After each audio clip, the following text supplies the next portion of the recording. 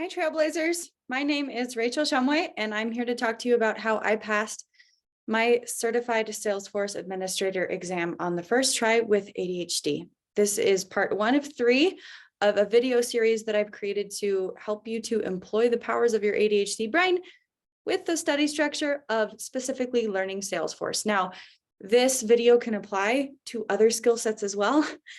If you're not learning Salesforce or if you're doing a different certification, you can still use these tricks. They are a little bit more admin specific.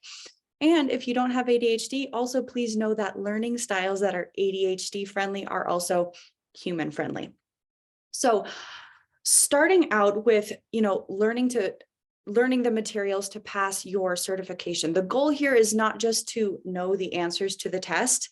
The way that I approached it is that I want to deeply understand the platform as if it was a person where we're starting a relationship with. And we do that by being curious and patient and allowing ourselves to not understand anything, or at least everything in the beginning.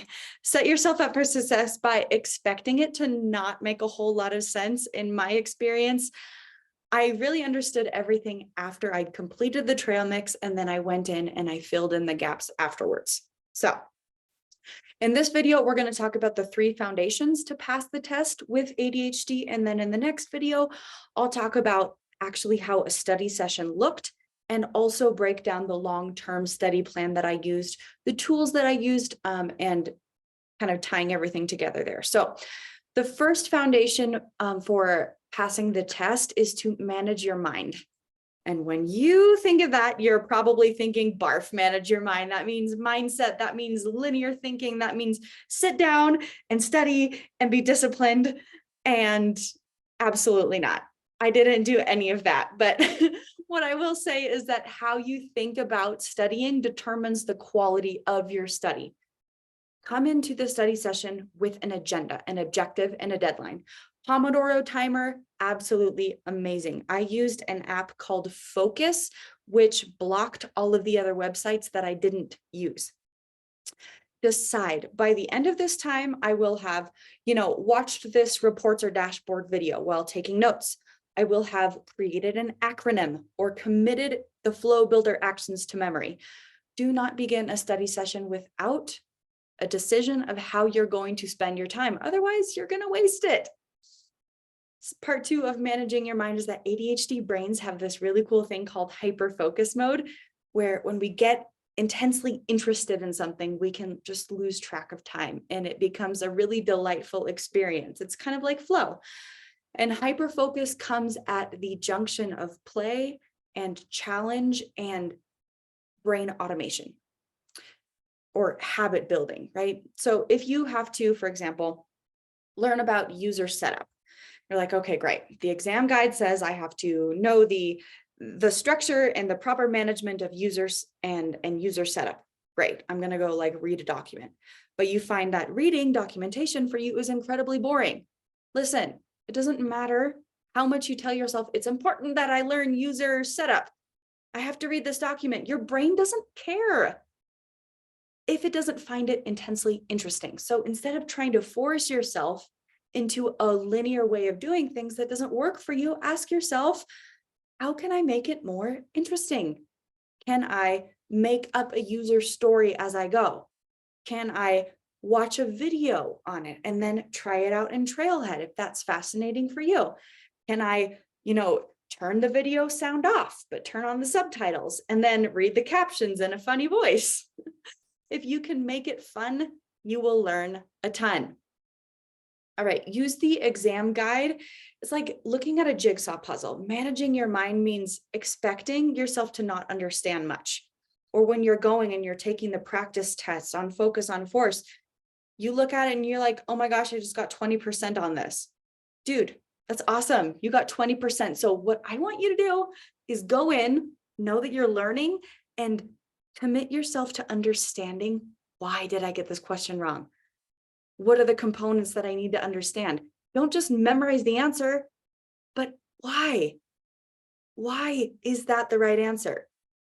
Okay, and with that, the final thing that I will give you in managing your mind is I called myself a Salesforce sponge. Okay. When I would sit down to start studying, I would say, I'm a Salesforce sponge. I'm absorbing all of the information. Even if I don't logically understand it, I'm getting to know it as if I was going on a date with a person.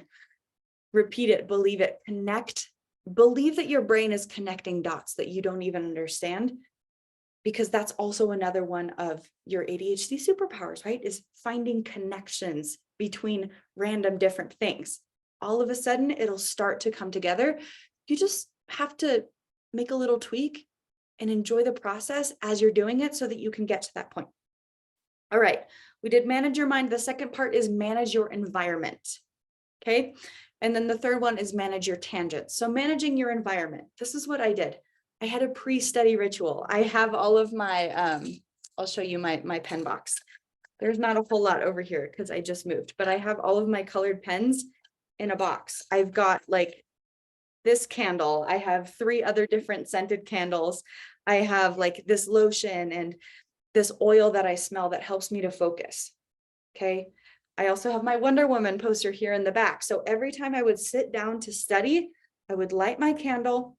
I would put my pens in my box. I would do a little dance to a song that I chose while deciding what am I going to learn for the day.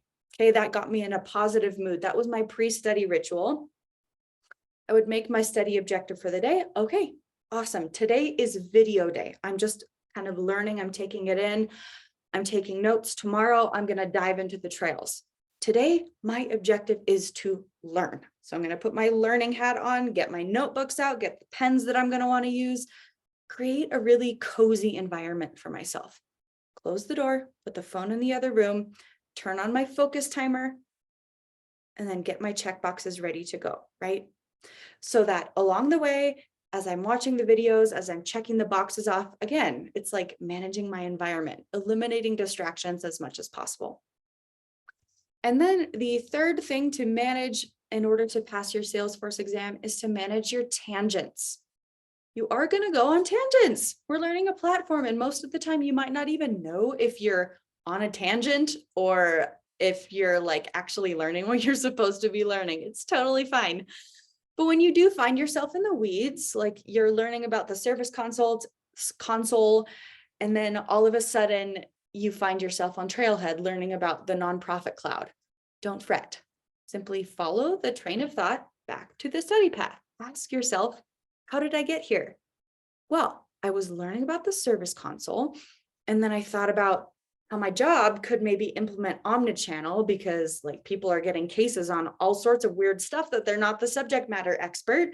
And so then I went to YouTube and I was learning about how chats can be routed to specific agents. And then the next suggested video was something about the nonprofit cloud. And okay, I can see how I got here. Ask yourself next, how can I make this bushwhacking relevant? Well, because of this detour, I learned about omnichannel. This is useful to me because the exam guide does ask about service tools.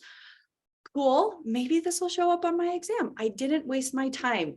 Summarize what you learned and then get back to the path. Ah, yes, the service console, great. Now I can dive into the user interface of the service console, knowing a little bit more about the landscape. You're often going to question whether or not you're going on a tangent, but don't worry. The exam guide is your GPS. When you go on a detour, simply follow the crumbs back, and then you can, with compassion instead of frustration, resume your journey. Okay? Make your tangents relevant, and then the experience of studying becomes more of a positive one. Alrighty, in the next video, I'm going to talk about how my study sessions actually looked. And then in part 3, I'm going to break down all of the tools that I used, trailheads, videos, study structures, documentation to create a study plan that worked for my brain, and also teach you how to customize that and tweak that based on your specific learning style. So tune in for the next part 2 of how my study sessions actually looked. All right, bye Trailblazers. Once again, my name is Rachel Shumway. I would love to connect with you if I haven't already on LinkedIn, Rachel Shumway. Okay, talk to you later. Bye.